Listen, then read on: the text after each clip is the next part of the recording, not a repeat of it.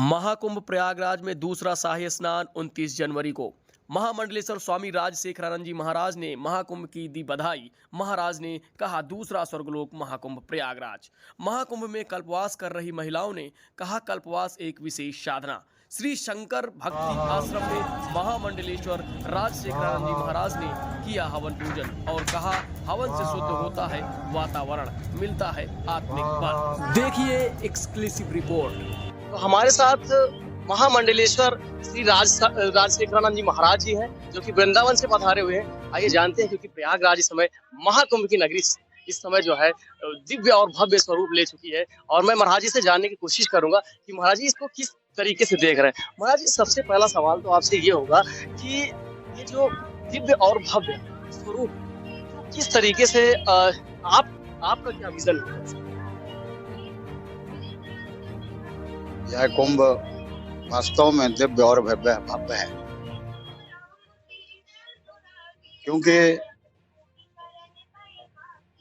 144 वर्ष के बाद ऐसा योग संयोग बना है। और ज्योतिष के अनुसार देखा जाए और ज्योतिष से ही योग बनते हैं। जो हमारा प्रथम अमृत स्नान हुआ है, महास्नान, वो पुनर्वसु और पुख नक्षत्र में हुआ है। और अगला जो अमावस्या का स्नान होना है, वो भी एक विशेष योग में होना है। तो इस बार का जो कुंभ है वो अति दिव्य है। जैसे कि महाराज कहा जाता है कि दिव्य और भव्य, क्या आपको व्यवस्थाओं को लेकर के दिव्य और भव्य व्यवस्थाएं आपको लग रही है? हाँ, बिल्कुल। प्रशासन ने इतनी बढ़िया व्यवस्था दी है, क्योंकि अक्टूबर के लास्ट तक तो यहाँ पर बाढ़ थी। हम लोग देखते थे सोशल मीडिया पर, उस समय हमारा चातुर्मास चल रहा था।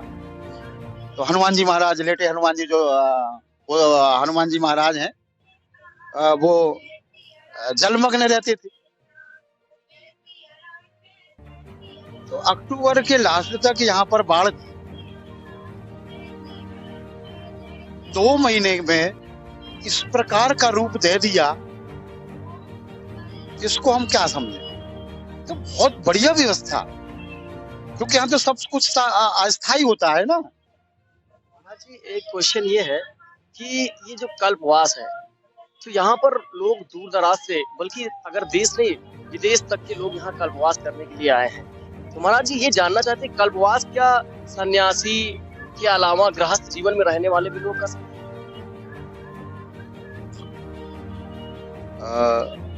गृहस्थियों के लिए भी कल्पवास करना चाहिए। और सबसे ज्यादा इस कुंभ में गृहस्थी कल्पवास कर रहे हैं। हम सन्यासी लोग तो थोड़ी व्यस्तताओं के कारण कहीं कहीं बीच में चले भी जाते हैं, और भी आश्रमों की व्यवस्थाएं देखनी पड़ती हैं और सब। लेकिन यहाँ सबसे ज्यादा बिल्कुल एक आसन से अपना फलाहार करके सबसे ज्यादा गृहस्थी यहाँ कल्पवास कर रहे हैं।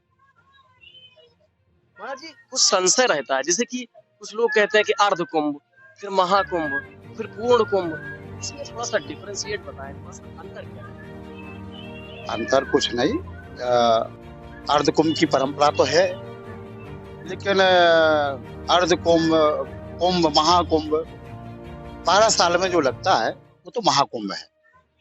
और अर्ध कुंभ को भी जब कुंभ का रूप दे दिया जाता है, तो उसको भी यदि महाकुंभ कह दिया जाए तो कोई दिक्कत थोड़ी है। महाराज, अभी हमने सोशल मीडिया में आपके बाल शिष्यों को देखा कि वो जो है बिल्कुल, अगर देखा जाए उनको, तो वो एकदम पूरी बाखूबी मंत्रोच्चारण कर रहे थे। अभी हमारी मीडिया की टीम बार बार उसको लीड कर रही थी, तो हम देख रहे थे ये कैसे संभव पड़ता, ग्रामीण अंचल से बच्चे निकल करके यहाँ पर इतनी जल्दी विकसित हो जाते हैं कैसे? जो बच्चे हमारे पास आते हैं, अपने यहाँ गुरुकुल है वृंदावन में, शंकर भक्ति आश्रम के नाम से आश्रम है। तो विद्यार्थी तो कोरा कागज हैं, छोटे छोटे बच्चे आते हैं और उन पर मेहनत की जाती है। इनको किसी प्रकार से हम लोग नजरअंदाज नहीं करते हैं।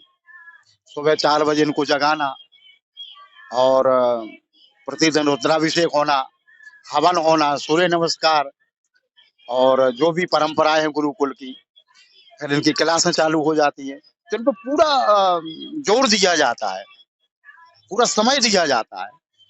मैं अपनी बात बताऊं, 3:30 बजे मैं जागता हूँ। 3:30 बजे से रात्रि के 11 बजे तक केवल इन ब्राह्मण बच्चों के लिए काम करता हूँ। हाँ।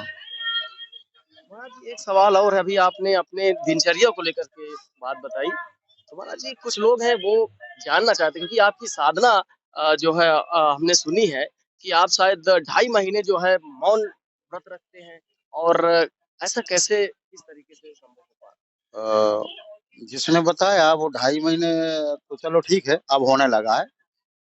हम 4 महीने का चातुर्मास करते हैं। चातुर्मास, जिसको चातुर्मास की साधना कहते हैं। और उस चातुर्मास की साधना में मैं मौन व्रत ही रहता हूँ। इस प्रकार से घास फूस की कुटिया बनाता हूँ और उसमें अंदर रहता हूँ। एक टाइम फलाहार करता हूँ। कुछ लोग आपकी बॉडी का राज भी जानना चाहते हैं महाराज जी। बॉडी का राज ये कि महाराज जी कैसे इतने फिट? बस थोड़ा योगा, व्यायाम, खान पान पे कंट्रोल, और बस यही है। और फिर भगवान की कृपा है। महाराज एक राजनीति से सवाल रहेगा, जिसे बहुत सारे आरोप लग रहे हैं, या बहुत सारे लोग तमाम ऐसी टिप्पणियां कर रहे हैं कि अर्ध कुंभ में जो है, अगर इससे ज्यादा धर्म से ज्यादा अगर गरीबों को ध्यान दिया जाता तो शायद और बेहतर होता। उस पर क्या अरे, जो इस प्रकार की बात कर रहे हैं ना, वो सनातन धर्म की परंपराओं को जानते ही नहीं है। यहाँ जो गंगा, जमुना, सरस्वती हैं, ये महाकाली, महालक्ष्मी, महासरस्वती का प्रतीक है। और इस मुहूर्त में, इस योग में, जिसमें ये कुंभ चल रहा है, गुप्त नवरात्रा है। इन गुप्त नवरात्रा में जो आकर के यहाँ गंगा जी में स्नान करेगा, जो साधना करेगा, भजन करेगा, उसकी गरीबी तो वैसे ही मिट जानी है। और रही बात इतना पैसा खर्च, आपने सुना होगा, मैंने भी मोबाइल में देखा है कि कोई हमसे बताया था किसी ने कि इतना पैसा आईपीएल में नहीं लगता है, इतना पैसा नई संसद भवन में नहीं लगा, और भी देश विदेशों में जो मेला होते हैं या जो धार्मिक आयोजन होते हैं, इतना पैसा कहीं नहीं लगता है जितना इस कुंभ में लग रहा है। तो बात तो सही है, इतना पैसा, इतना बड़ा आयोजन इस पृथ्वी पर और किसी धर्म का नहीं होता है, इतना बड़ा आयोजन। ये विश्व का सबसे बड़ा अध्यात्म का आयोजन है, मेला है। लेकिन फिर एक बात और कही गई कि जितनी आईपीएल से आय नहीं होती है और जितने और भी आयोजनों में जो खर्च किया जाता है उससे आय नहीं होती है, उससे कई गुनी आय यहाँ से भी है। ये पैसा फिजूल में खर्च नहीं किया जा रहा है, इससे 4 गुना पैसा सरकार के पास आएगा, खजाने में आएगा। महाराज जी अभी हाल ही में आपको पता होगा सोशल मीडिया पे एक वीडियो वायरल हो रहा है एक साध्वी का, और वो लगातार जो है ट्रेंड कर रही है जो है सोशल मीडिया पर। तो तमाम ऐसे शंकराचार्य और महामंडलेश्वर अ, उनकी उपेक्षा इस बात से कर रहे हैं, वो कह रहे हैं कि अगर एक बार भगवा चोला पहन लेने के बाद फिर दूसरे मॉडलिंग में आ जाना, और या फिर ऐसी कोई हरकतें करना शायद शोभा नहीं देता है। क्या कहें इस पर? हम्म, अब उनका आने को तो किसी को मना किया नहीं जा सकता है। उनके आने से थोड़ा सा माहौल तो पहले तो अच्छा लग रहा था। हमसे भी किसी ने पूछा कि महाराज जी, ये एक मॉडल को बैठाल करके और स्नान विस्नान कराना। जी महाराज जी रथ पे भी सवार थे। हाँ हाँ, तो वो तो कोई बात नहीं है, उसमें सुंदरता और कुरूपता नहीं देखी जाती है, अंदर की सुंदरता होनी जी चाहिए। जी। तो वो मॉडल वॉडल वाली बात तो छोड़ो। हाँ, थोड़ा जो है कि सन्यासी कपड़े एक बार पहन लिए जाएं तो फिर वो तारे थोड़ी जाते हैं। तो अंततः ही उतरते हैं। अब वो तो अंत में ही उतरते हैं। सन्यासी कपड़े, लाल कपड़े तो अग्नि का प्रतीक है। और ये पहन लिए और फिर उतार दिए, ये कोई नाटक ड्रामा थोड़ी है। हाँ? तो कपड़ों-वपड़ों को लेकर के तो थोड़ी तब चर्चा हो सकती है कि पहन लेना और फिर उतार देना। बाकी वो मॉडल है, सुंदर है, कुंभ में आई हैं, तो इसमें तो कोई दिक्कत नहीं, आते ही हैं सब लोग। और हम लोग तो वो सुंदरता थोड़ी देखते हैं। हमारे साधु महात्मा बड़े सुंदर होते हैं, लेकिन वो भस्मी लपेट लेते हैं, पता नहीं क्या-सा स्वरूप बना लेते हैं। तो वो सब तो ठीक है। महाराज जी एक चीज ये जानना चाहेंगे, कुछ महत्वपूर्ण तिथियां बताई गई हैं शाही स्नान के लिए, तो उसमें इस बार बताया जा रहा है कि शायद 20 करोड़ से अधिक जो है लोग एकत्रित हो रहे हैं, तो उसमें ऐसा क्या रहता है कि जो इतनी ज्यादा संख्या में लोग। हमारे यहाँ माघ का महीना सबसे श्रेष्ठ माना जाता है और मकर संक्रांति का महत्व है ही है जो अभी निकल गया। और इसके बाद में माघ अमावस्या और वो भी मौनी अमावस्या, छोटे-छोटे गाँव में ग्रामीण लोग भी जानते हैं कि इस अमावस्या का क्या महत्व है। अपने क्षेत्र में जो नदी या सरोवर होते हैं, लोग वहाँ स्नान करने जाते हैं। और इस बार तो यहाँ ऐसा संयोग बना के कुंभ चल रहा है, तो जो आप लोगों का अनुमान है कितनी जनता आएगी, मैं तो ये कह रहा हूँ कि उससे ज्यादा आएगी।